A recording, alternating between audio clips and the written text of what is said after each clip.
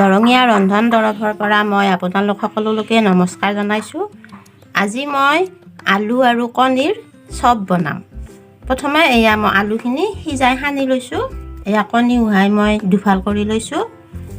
এতিয়া মই আলুখিনি এয়া কণীৰ মাজত এনেকৈ সুমুৱাই দিম।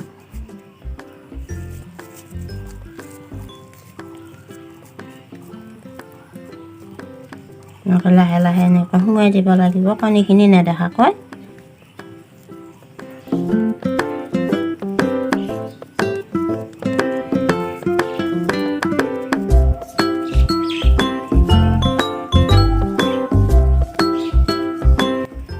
এয়া কণীখিনি নেদেখা হৈ গ'ল। এইটোও তেনেকৈ।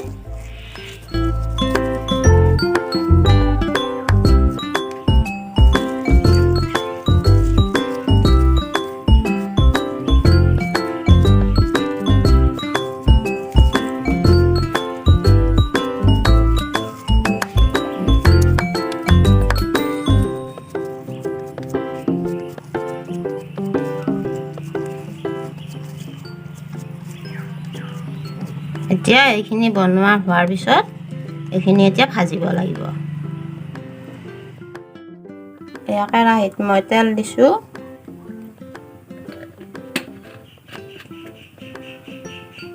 তেলখিনি গৰম হ'লে মই এতিয়া এইকেইটা বহাই দিম।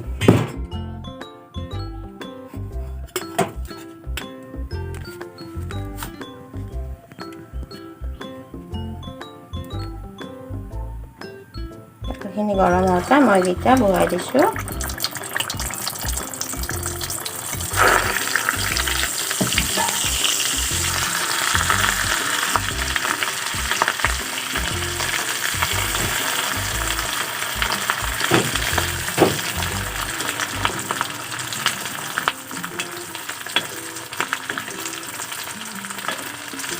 এনেকৈ ৰঙচুৱা হোৱাকৈ ভাজিব লাগিব।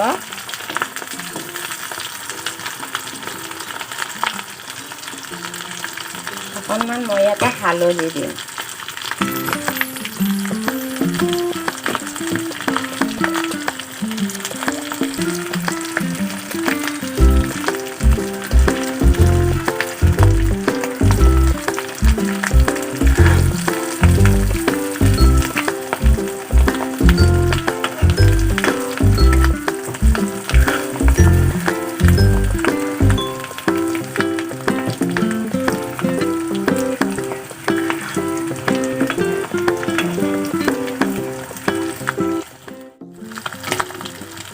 এনেকৈ 2 মিনিটমান সময় ভজাৰ পিছত অকণমান ৰঙচুৱা হ'লে এইখিনি নমাবৰ হৈ গৈছে।